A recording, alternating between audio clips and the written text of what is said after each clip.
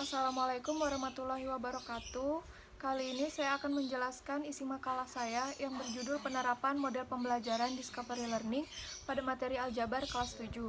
Nah, sebelumnya seperti yang kita ketahui, pendidikan ini merupakan suatu kebutuhan yang harus dipenuhi dalam kehidupan manusia. Maju atau mundurnya suatu bangsa itu ditentukan oleh mutu pendidikan di bangsa itu sendiri. Jadi, pendidikan yang baik akan mencetak sumber daya manusia yang berkualitas. Seperti yang termuat dalam Undang-Undang Nomor 20 Tahun 2003, Pasal 1 Ayat 1 tentang Sistem Pendidikan Nasional yang mengatakan bahwa pendidikan adalah usaha sadar dan terencana untuk mewujudkan suasana belajar dan proses pembelajaran agar siswa secara aktif mengembangkan potensi dirinya untuk memiliki kekuatan spiritual keagamaan, kepribadian, kecerdasan, serta keterampilan yang diperlukan dirinya, bangsa, dan negara. Kemudian, proses pembelajaran yang akan saya jelaskan di sini bukan hanya sekedar mentransfer ilmu dari guru ke siswa, melainkan suatu proses yang diupayakan oleh seorang guru sehingga siswa ikut aktif dalam proses pembelajaran. Aktif di sini maksudnya yaitu terjadi interaksi antara guru dengan siswa serta siswa dengan siswa. Jadi guru di sini tuh dituntut untuk lebih kreatif lagi dalam proses pembelajaran. Nah, salah satu alternatif caranya yaitu untuk memperbaiki proses pembelajaran yang hanya sekedar transfer ilmu dari guru ke siswa adalah dengan cara memilih model pembelajaran yang tepat bagi siswa. Kemudian seorang guru ini hendaknya dalam memilih model pembelajaran yang akan ia gunakan dalam proses pembelajaran harusnya memiliki banyak pertimbangan apakah model ini cocok digunakan untuk materi ini atau tidak. Pertimbangan-pertimbangan tersebut antara lain yaitu tujuan pembelajaran, materi pembelajaran, jam pembelajaran, tingkat perkembangan siswa, sarana dan prasarana yang tersedia. Nah, sebelum kita mengetahui apa itu discovery learning, ada baiknya kita mengetahui terlebih dahulu apa itu model pembelajaran. Nah, jadi model pembelajaran ini sangat erat kaitannya dengan gaya mengajar guru dan gaya belajar siswa. Seperti yang dikatakan Prastowo, model pembelajaran adalah acuan pembelajaran yang secara sistematis dilaksanakan berdasarkan pola-pola tertentu. Sedangkan menurut Mulyani, model pembelajaran adalah model mengajar merupakan suatu pola atau rencana yang dipakai guru dalam mengorganisasikan materi pelajaran maupun kegiatan siswa dan dapat dijadikan petunjuk sebagaimana guru mengajar di depan kelas. Nah, pola yang dimaksud di sini adalah urutan alur atau tahapan-tahapan yang disertai dengan serangkaian kegiatan pembelajaran. Nah, model pembelajaran itu dapat dijadikan pola pilihan. Maksudnya itu seperti guru tuh bebas memilih model pembelajaran apapun yang sesuai dan efisien untuk mencapai tujuan pembelajaran. Jadi di sini dapat disimpulkan model pembelajaran itu adalah suatu pola pembelajaran yang tersusun secara sistematis dari awal hingga akhir untuk mencapai tujuan pembelajaran. Selanjutnya, discovery learning. Jadi, tokoh pendidikan yang pertama kali mengemukakan tentang discovery learning ini adalah Jerome Bruner. Jadi si Bruner ini merasa jenuh terhadap praktik pendidikan yang tidak melibatkan peserta didik secara langsung. Nah, itulah sebabnya si Bruner ini ingin memperbaiki proses pembelajaran yang hanya menghafal fakta-fakta menjadi proses pembelajaran yang lebih menekankan kepada konsep-konsep.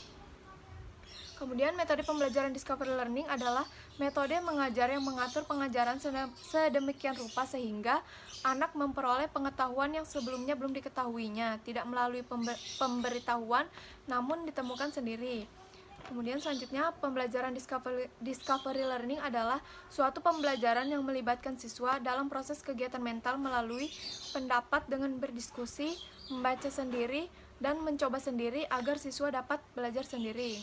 Selanjutnya, prosedur discovery learning. Yang pertama, stimulasi atau pemberian rangsangan. Nah, pada tahap ini tuh siswa diberikan sesuatu yang dapat memicu siswa untuk mencari tahu apa sih ini materi apa yang terkait dengan ini. Yang kedua, identifikasi masalah.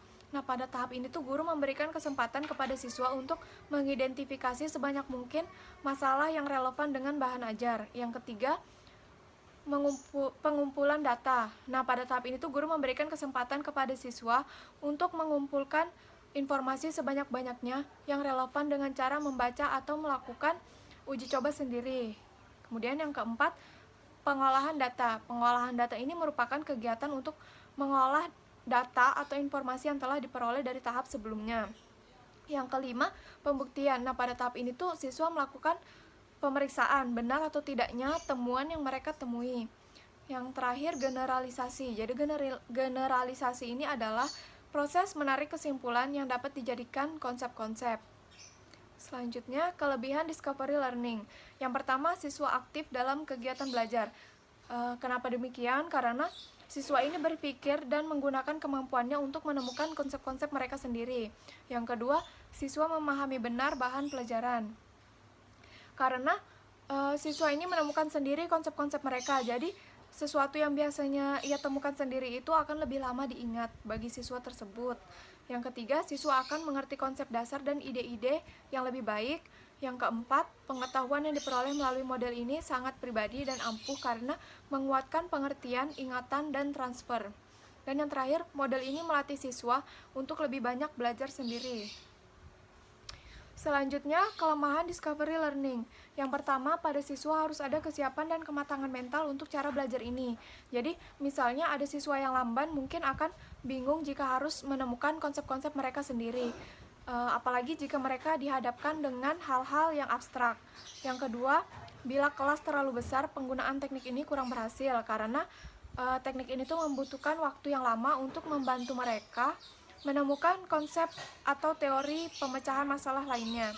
Yang ketiga, bagi guru dan siswa yang sudah biasa dengan perencanaan dan pengajaran tradisional, mungkin akan sangat kecewa bila diganti dengan teknik penemuan. Yang keempat, dengan teknik ini ada yang berpendapat bahwa proses mental ini terlalu mementingkan proses pengertian saja, kurang memperhatikan perkembangan, pembentukan sikap, dan keterampilan bagi siswa. Dan yang terakhir, teknik ini mungkin tidak memberikan kesempatan kepada siswa untuk berpikir secara kreatif. Selanjutnya, penerapan model discovery learning pada materi aljabar. Yang pertama yaitu tahap stimulasi. Jadi pada tahap ini tuh siswa diberi rangsangan awal untuk menarik perhatian siswa. Contohnya tuh guru memberikan tayangan seperti yang saya berikan di PowerPoint. Jadi misalnya Caca membeli 3 buah pensil dan 4 buah buku, sedangkan Tony membeli 4 buah pensil dan 2 buah buku. Nah, dari gambar tersebut siswa itu diharapkan terpancing untuk mengetahui materi apa yang relevan dengan gambar tersebut. Selanjutnya, yang kedua, tahap identifikasi masalah. Jadi pada tahap ini tuh guru meminta siswa untuk mengamati gambar dan membuatnya dalam bentuk aljabar dan keterangannya. Jadi misalnya X menyatakan banyak apel dalam satu kardus, Y menyatakan banyak nanas. Jadi ada 5 buah apel, bentuk aljabarnya 5 dan keterangannya 5 apel. Gambar kedua, terdapat 3 kardus. Tadi kardus menyatakan satu kardus itu X, jadi bentuk aljabarnya itu 3X dan keterangannya 3 kardus.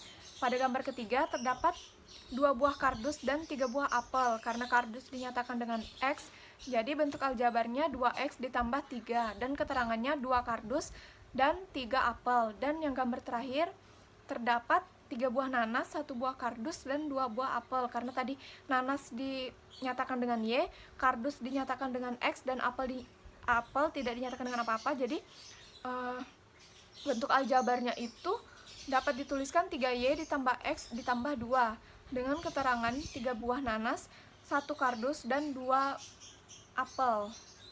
Tahap selanjutnya yaitu mengumpulkan data. Jadi guru tuh memberikan kesempatan kepada siswa untuk mengumpulkan sebanyak-banyaknya data mengenai bentuk aljabar beserta unsur-unsurnya, dapat ditemui di buku cetak ataupun sumber lainnya. Yang keempat yaitu tahap pengolahan data. Nah, pada tahap ini tuh guru membimbing siswa untuk melakukan penemuan dengan menggunakan lembar kegiatan peserta didik yang telah disediakan. Jadi di dalam LKPD tersebut itu sudah menuntun siswa untuk menemukan konsep-konsep tentang aljabar. Yang kelima, pembuktian. Pada tahap ini tuh guru meminta siswa untuk memeriksa yang mereka kerjakan benar atau salah konsep-konsep yang mereka temukan. Yang terakhir, menarik kesimpulan. Pada tahap ini tuh guru meminta siswa untuk menarik kesimpulan dari hasil diskusi yang telah didiskusikan bersama-sama. Sekian presentasi dari saya, kurang lebihnya saya mohon maaf. Saya akhiri. Wassalamualaikum warahmatullahi wabarakatuh.